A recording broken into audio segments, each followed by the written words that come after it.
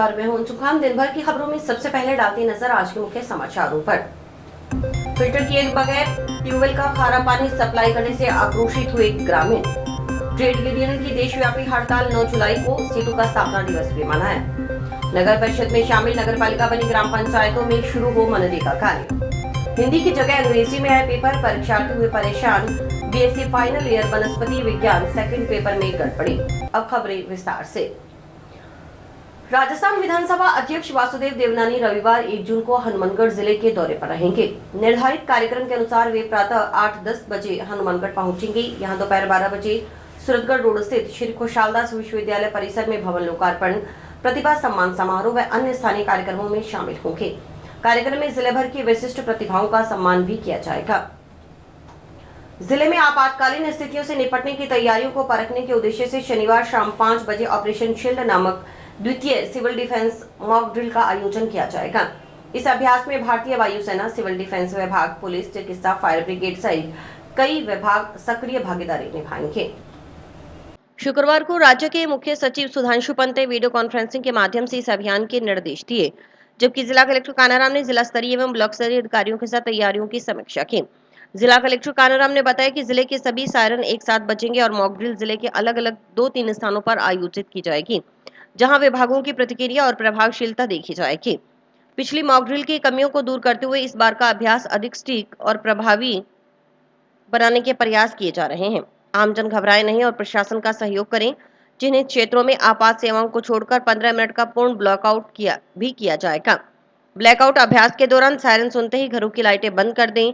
अभ्यास के तहत सिविल डिफेंस, स्वयंसेवक, NCC, NSS, NYKS, scouts guides के युवा स्वयंसेवकों की भागीदारी होगी। दुश्मन के संभावित हवाई हमलों जैसे ड्रोन, मिसाइल और विमान के हमलों की प्रतिक्रिया दी जाएगी। साथ ही वायुसेना और जिला नियंत्रण कक्षों के बीच हॉटलाइन व्यवस्था और ईयर रेड सायरनों की प्रणाली भी प्रभावशीलता का परीक्षण किया जाएगा। प्रशिक्षण में वास्तविक आपदा जैसी स्थिति का अनुकरण करते हुए सैन्य क्षेत्र में दुश्मन ड्रोन हमले की स्थिति, घायलों की निकासी, मेडिकल टीमों की तैनाती और रक्त की व्यवस्था का आभास किया जाएगा। 20 घायलों को सुरक्षित स्थान पर पहुंचाने, 30 यूनिट रक्त संग्रहण और सीमावर्ती क्षेत्रों में गृह रक्षकों की सेना के साथ त्वरित तैनाती की भी योजना है। पिछली मॉक ड्रिल में सामने आई खामियों को दूर करते हुए इस बार विभागों के रिस्पांस टाइम के बेहतर बनाने पर जोर रहेगा। पुलिस अधीक्षक हरिशंकर ने नागरिकों से अपील की कि वे इस अभ्यास के दौरान घबराएं नहीं। यह केवल एक पूर्वाभ्यास है। सायरन सुनकर किसी प्रकार की अफवाहों पर ध्यान न दें, भीड़ न जुटाएं और सहयोग करें। सूचना प्रौद्योगिकी विभाग द्वारा एक मोबाइल ऐप भी विकसित किया गया है, जो अधिकारियों को सायरन का लाइव अलर्ट देगा। इस अभ्यास का मुख्य उद्देश्य सभी विभागों के बीच समन्वय, बचाव, उपकरणों की उपलब्धता, ब्लैकआउट की सफलता और आपातकालीन तैयारियों की प्रभावशीलता का मूल्यांकन करना है। नहरी पानी की बजाय ट्यूबवेल का खारा पानी सप्लाई किए जाने से आक्रोशित गांव कोहला के वार्ड 29 के बाशिंदों ने शुक्रवार को गांव में बने वाटर वर्क्स में एकत्रित होकर पीएचडी अधिकारियों के खिलाफ नारेबाजी कर विरोध प्रदर्शन किया। ग्रामीणों का आरोप था कि बिना फिल्टर किए ट्यूबवेल का पानी घरों में सप्लाई किया जा रहा है। इससे लोग बीमारियों की चपेट में आ रहे हैं। काफी समय से डिग्गियों की सफाई भी नहीं हुई। डिग्गियों में मृत मछलियां पड़ी हैं। सूचना मिलने पर पीएचडी अधिकारी मौके पर पहुंचे और फिल्टर करने के बाद गाँव में स्वच्छ पानी की सप्लाई का आश्वासन दिया गया। इस पर आक्रोशित ग्रामीण शांत हुए।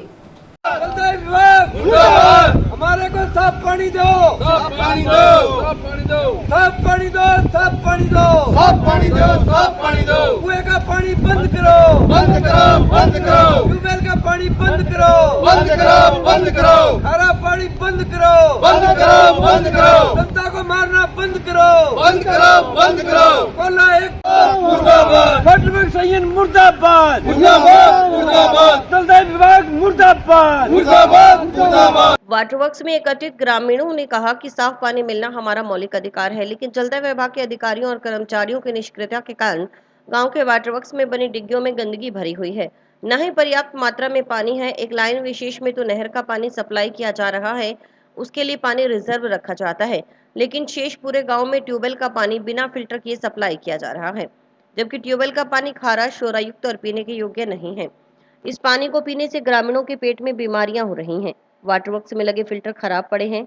ग्रामीणों ने इस समस्या से पीएचडी के एएन जेईएन को अवगत करवाया, लेकिन समस्या जस की तस है। जनप्रतिनिधि भी ध्यान नहीं दे रहे। डिग्गियों की सफाई नहीं करवाई जा रही। उन्होंने मांग की कि गांव में स्वच्छ व नहरी पानी की सप्लाई की जाए, अन्यथा ग्रामीणों को आंदोलन का रास्ता अपनाने को मजबूर होना पड़ेगा। आज हम कोला ग्रामवासी नया वार्ड 29 नंबर के बासिंदे कोला वाटर वर्क्स के अंदर इकट्ठे हुए हैं। पानी की भयंकर समस्या है, गंदा पानी सप्लाई हो रहा है और नहर के पानी की बजाय ट्यूबवेल का खारा पानी सप्लाई किया जा रहा है। फिल्टर जो है वो सारे चौक पड़े हैं, सूखे पड़े हैं, फिल्टर का पानी नहीं जा रहा है। मछलियाँ मरी हुई हैं, डिग्गियों में गंदा पानी भरा हुआ है, गंदगी ऊपर तैर रही है और गांव में इस पानी से तरह तरह की बीमारियां फैल रही हैं। कौन कर लाग रहे विधायक दुख साहब पहुंच चक्के फिरे कोई यहाँ कौन का भी गाँव ने मार लाग रहे होते वोट दिए भी ने जिताए भी ने कोई कौन संभाले माने है प्रशासन कोई हमारी संभाल कौन लाग रहे हो। डिग्गिया में गंद भरीज रहे 3 जान को डिग्गिया साफ कौन करेगी। नहर को पानी गाला कौन कुएं को है, कुएं पर पानी लिया गए थे जमीन पर गिर जाए, जमीन धोड़ी नहीं हो जाए तो थारी जुत्ती मेरो सिर हुए गो है। सारे गाँव की गलियां धोड़ी हो रही है, 16 जम रही तो वो पेट में गेटो के करेगा वो पेट में ही जम गयो। ग्रामीण जो सारे हैं कोला वाटर वर्क्स में इकट्ठे हो रहे हैं। इकट्ठे होने का कारण ये है भी ये हमारा मौलिक अधिकार है भी साफ पानी मिलना चाहिए, लेकिन ये जो वाटर वर्क्स है जलदाय विभाग है इसके जो निकृष्ट अधिकारी हैं और निकृष्ट कर्मचारियों की वजह से ये जो डिग्गियाँ आपके सामने दिख रही है इनमें सारे गंदगी भरी पड़ी है, पानी पूरा नहीं है। और जब एक लाइन विशेष है गाँव में उसमें तो ये नहर का पानी देते हैं, उसके लिए रिजर्व रखते हैं। बाकी जो पूरे गाँव में कुएं का पानी जो है ना ट्यूबवेल का पानी डायरेक्ट सप्लाई देते हैं। और ये जो कुएं का पानी है ट्यूबवेल का पानी है इसको एक बार हमने भी चेक भी करवाया था, ये पीने लायक नहीं है। इसमें गांव के जितने कूलर हैं हर एक कूलर आप चेक कर लीजिए पत्रकार जी, सारे कूलर आपको गड़े मिलेंगे। हर कोई आदमी बीमार है, पेट की बीमारी से परेशान है। हमने अय्यन साहब से संपर्क किया है, जयन साहब से संपर्क किया है और नेताओं से भी संपर्क किया है। कम से कम यार ये वाटर वर्क्स है, पानी का अधिकार तो सबको मिलना ही चाहिए। पीएचईडी टाउन के सहायक अभियंता अमित कुमार खिचड़ के अनुसार चूंकि नहर बंदी थी, इस कारण ट्यूबवेल का पानी मिक्स कर इस्तेमाल किया जा रहा था। अब नहर का रेगुलेशन आ गया है, इसलिए अब ट्यूबवेल बंद कर दिया गया है। पूर्णतः फिल्टर कर पानी गाँव में सप्लाई किया जाएगा। व्हाट्सएप ग्रुप बनाया गया है, उसमें पानी सप्लाई के संबंध में सूचना दी जाएगी। उन्होंने बताया कि डिग्गियों की सफाई करवाने के लिए टेंडर के लिए प्रस्ताव बनाकर भेजे जाएंगे। प्रस्ताव पास होने के बाद डिग्गियों की सफाई करवा दी जाएगी। समस्या थी कि हमारे ट्यूबवेल का पानी मिक्स करके चलाया जा रहा है, क्योंकि अपने नहरबंदी थी तो नहरबंदी में अपन ट्यूबवेल का पानी मिक्स करके यूज़ में लेते थे एज पर डिमांड। लेकिन अभी चूँकि नहर का रेगुलेशन आ गया है इसलिए अपन ने ट्यूबवेल बंद कर दिया। इनकी मुख्यतः यही डिमांड थी कि ट्यूबवेल का पानी मिक्स करके ना चले, नहर का पानी दिया जाए इन्हें। और इनको फिल्टर का पानी चेक करवा दिया गया है। फिल्टर पूर्णतः फिल्टर होकर पानी अपन गाँव में सप्लाई कर रहे हैं। एक अपने इनका व्हाट्सएप ग्रुप बनवा दिया है जिसमें इनको पानी की सूचना मिल जाएगी कि किस टाइम अपन किस जोन में सप्लाई कर रहे हैं। बीएससी फाइनल ईयर वनस्पति विज्ञान सेकंड पेपर हिंदी की जगह अंग्रेजी में आने से परीक्षार्थी परेशान हुए। इस संबंध में शुक्रवार को एसएफआई कार्यकर्ताओं ने टाउन स्थित राजकीय नेहरू मेमोरियल पीजी महाविद्यालय के प्राचार्य डॉक्टर रामपाल अरोदिया को परीक्षा नियंत्रक के नाम ज्ञापन सौंपा। एसएफआई के राज्य उपाध्यक्ष एवं पूर्व छात्र संघ अध्यक्ष महेंद्र शर्मा ने बताया कि 22 मई को वनस्पति विज्ञान सेकंड का पेपर था। जब स्टूडेंट परीक्षा कक्ष में एग्जाम देने लगे तो पेपर का माध्यम इंग्लिश था। दूसरे स्टूडेंट्स तनाव में आ गए, उन्हें दिक्कतों का सामना करना पड़ा। स्टूडेंट ने अपनी पीड़ा एसएफआई को बताई। उसके बाद एसएफआई ने परीक्षा नियंत्रक के नाम चिट्ठी लिखी और पेपर में बोनस अंक देने की मांग की। पूर्व छात्र संघ अध्यक्ष ने कहा कि यह यूनिवर्सिटी की लापरवाही है जो सहन नहीं करेंगे। एसएफआई तहसील अध्यक्ष मोहित कुमार ने कहा कि यह स्टूडेंट के साथ धोखा है। पेपर का माध्यमिक आदि चेक करना यूनिवर्सिटी का काम है। इस लापरवाही से स्टूडेंट को काफी परेशानी हुई है। बोनस अंक देकर स्टूडेंट के साथ न्याय किया जाए।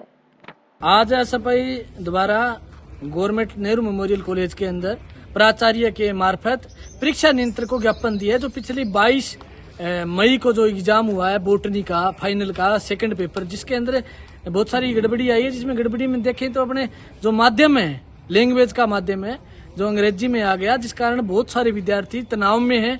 उनका पेपर है जो बहुत हार्ड गया, वो पेपर दे नहीं पाए। हमारी मांग ऐसे पे कि बोनस या तो उनको बोनस दे या और कोई माध्यम से या दोबारा एग्जाम करवाएं।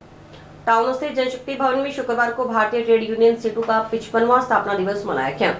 सीटू जिलाध्यक्ष आत्मा सिंह ने ध्वजारोहण कर कार्यक्रम की शुरुआत की। स्थापना दिवस के उपलक्ष्य में विचार गोष्ठी आयोजित हुई। इसमें श्रमिक वर्ग की वर्तमान चुनौतियों और अधिकारियों पर चर्चा की गई।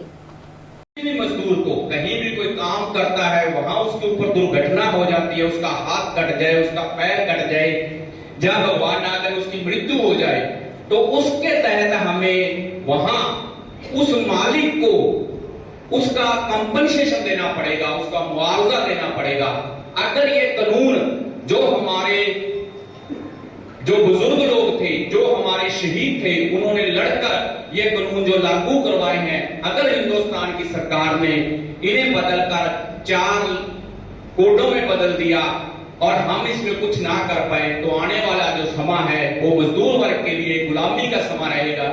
ये जो 4 लेबर कोड लेकर सरकार आ रही है, उसका भी पीडीएफ मिलता है, उसके बारे में भी आप जानने का प्रयास करें कि ये 4 जो लेबर कोड है, इसमें 12-12 घंटे किस तरीके से मजदूर काम कर पाएगा और क्या हालत रहेगी मजदूर की, ये तमाम चीजें समझने का प्रयास करें। इन्हीं शब्दों के साथ मैं मेरी बात समाप्त कर। और हमारे पत्रकार बंधु, आज का दिन हिंदुस्तान के मजदूर के लिए बहुत ही महत्वपूर्ण दिन है।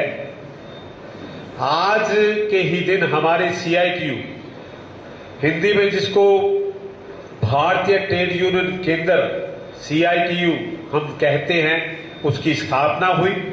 और उसकी स्थापना यानी उसके निर्माण का मकसद क्या था, CITU क्यों बना, क्योंकि उससे पहले भी 1918 में हिंदुस्तान में पहला ट्रेड यूनियन बन गई, 1920 में दूसरी ट्रेड यूनियन बनी जिसके अध्यक्ष लाला लाजपत राय थे। उसके बाद पूरे देश में ये दौर चलता रहा, लेकिन CITU की स्थापना की जरूरत क्या पड़ी, इस चीज को आज का ये जो हमारा कार्यक्रम है, तमाम जो साथी आज बैठे हैं धन्यवाद के पात्र हैं, लेकिन एक एक चीज आज अपने को सुने, क्योंकि वो एक एक बात हमारे पेट से, हमारी रोटी रोजी से, हमारे अस्तित्व से, हमारे भविष्य से, हमारे वर्तमान से जुड़ी हुई एक एक बात है। 30 मई CITU स्थापना दिवस है, जो सन 1970 में CITU की स्थापना हुई थी, उसी को आज बड़े ही जोर शोर से तमाम मजदूर साथियों ने मनाया है। क्योंकि लगातार जो सरकार की नीतियां हैं वो श्रम कानूनों को बदलकर उन्हें मजदूरों के खिलाफ और कारखाने मालिकों के पक्ष के लिए तैयार कर रही है। जो 4 लेबर कोड आ रहे हैं, तो सरकार का ये प्रयास है कि वो उन्हें लागू करे और मजदूर लगातार इन मुद्दों पर संघर्ष के लिए तैयार है। अभी भी जो आने वाली 9 जुलाई को तमाम देश के ट्रेड संगठनों ने ये तय किया है कि अपने हड़ताल पे उतरेंगे। पहले 20 मई की हड़ताल थी वो, और फिर उसे पोस्टपोन कर दिया, क्योंकि जो लगातार देश में युद्ध के हालात बने हुए थे उसको देखते हुए तमाम मजदूर संगठनों ने बैठकर ये तय किया था। और अब आने वाली 9 तारीख को जो ये 4 श्रम कोड सरकार लेकर आ रही है, उसके खिलाफ पूरे देश में हड़ताल। CITU का स्थापना दिवस गुरुवार को जंक्शन स्थित शहीद भगत सिंह यादगार केंद्र में भी मनाया गया। कार्यक्रम की शुरुआत झंडारोहण और शहीदों को श्रद्धांजलि अर्पित कर की गई। को देखते हुए मजदूरों ने centre of India trade union CITU का, हमारे नेताओं ने विधिवत रूप से CITU की स्थापना की और तमाम मजदूरों को एकजुट होकर अपने हक और हकूक़ के लिए लड़ने की नसीहत देते हुए पूरे हिंदुस्तान में CITU को यहाँ तक पहुँचाने का काम किया। CITU का स्थापना दिवस है जो 1970 में CITU की स्थापना हुई थी और आज 56वां स्थापना दिवस है। इस स्थापना दिवस पर जो मजदूरों के श्रमिक कानून बने हुए थे उसको केंद्र सरकार 4 कोडों में परिवर्तन कर रही है। उसके विरोध में जो 9 जुलाई को, आने वाली 9 जुलाई को ऑल इंडिया सभी ट्रेड यूनियन की तरफ से जो हड़ताल है उसकी तैयारी के लिए, और आज हम स्थापना दिवस को सारे पूरे देश में इसको मनाया जा रहा है। उसी उपलक्ष्य में हनुमानगढ़ जंक्शन में भी तमाम ट्रेड यूनियन के CITU के जो कमेटियां हैं, जो साथी हैं, अलग अलग ब्रांचें हमारी सारी अखिल भारतीय खेत मजदूर यूनियन ने नगर परिषद हनुमानगढ़ में शामिल ग्राम पंचायतों में नगर पालिका बनी गुलूवाला की दोनों पंचायतों में मनरेगा कार्य शुरू करवाने की मांग की है। इस संबंध में यूनियन प्रतिनिधियों ने शुक्रवार को कलेक्टर को ज्ञापन सौंपा।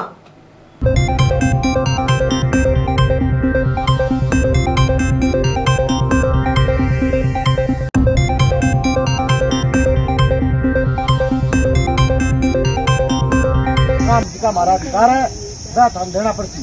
ये अधिकार है कि एक तो पहलो काम है 200 दिन रोजगार, जिसका आदमी के रोजगार ही कोनी, सारो रोजगार छिन गयो। सरकार तो कह रही है कणका जी को सीजन आयो, कितना दिन चालियो बताओ? 6 दिन सारा ले गया, आपको कंपेनू ले गयो, कोई सारा भी उड़ा दिया। बताओ देखो मैं कणक बांट के कर लिया, कणक खाने वाली क्या कर लेगा।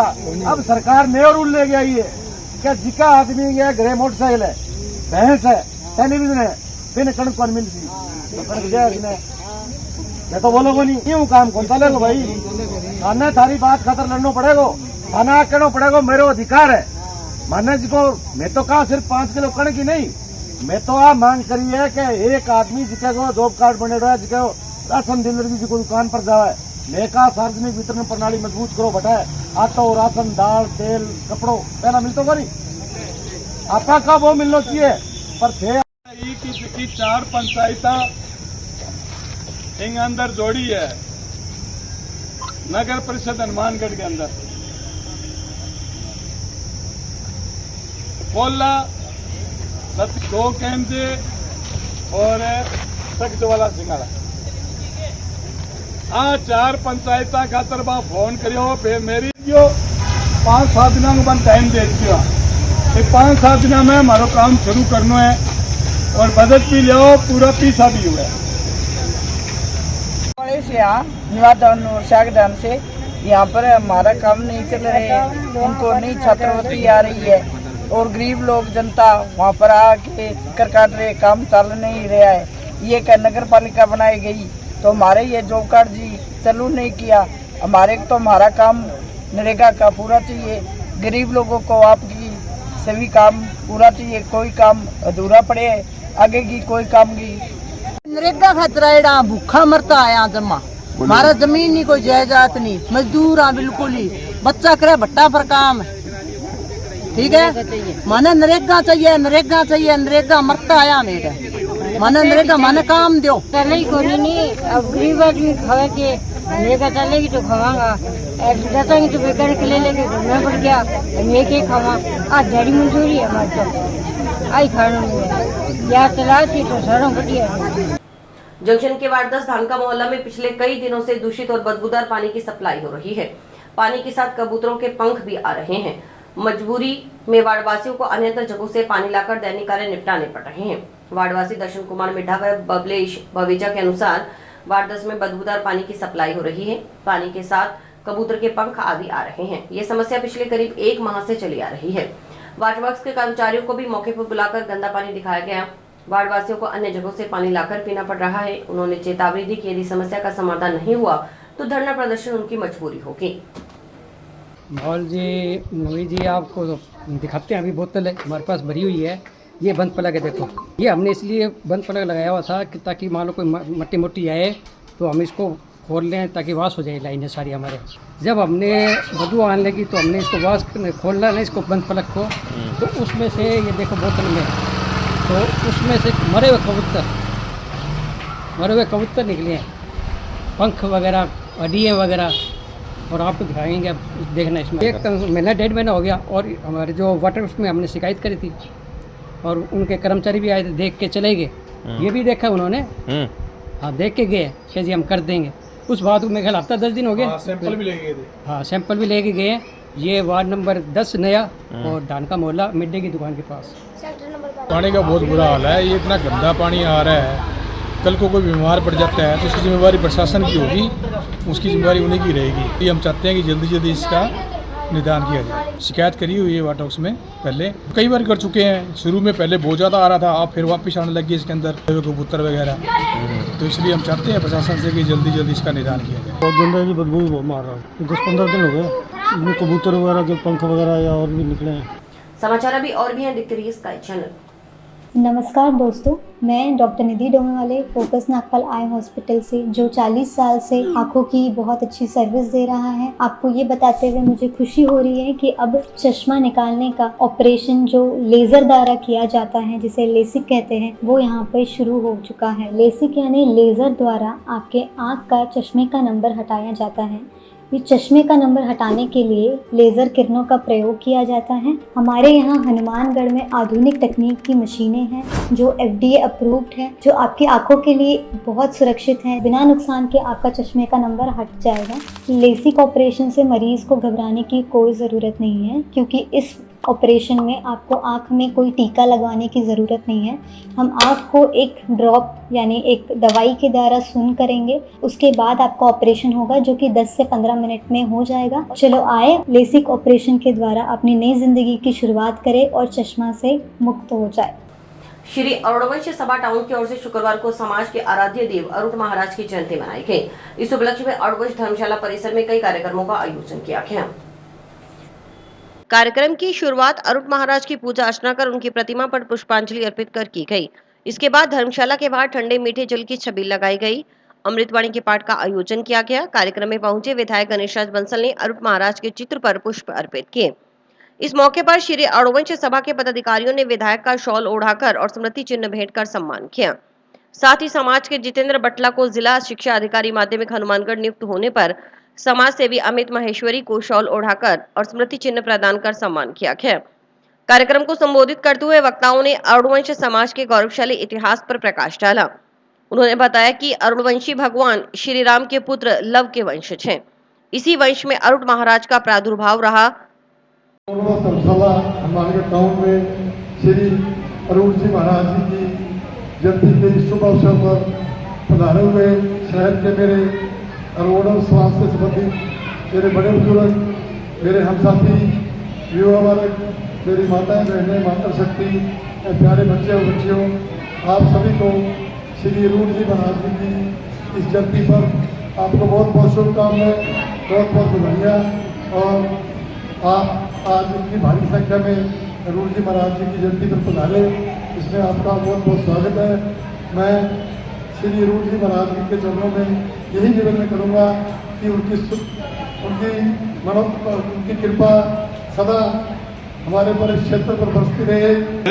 30 मई को महाराज श्री अरुण जी महाराज की जयंती के उपलक्ष्य में आज समस्त अरुणवंशियों को बधाइयाँ देते हैं और सभी के दीर्घायु की कामना करते हैं और शहर के लिए सुख समृद्धि और खुशहाली के लिए कामना करते हैं।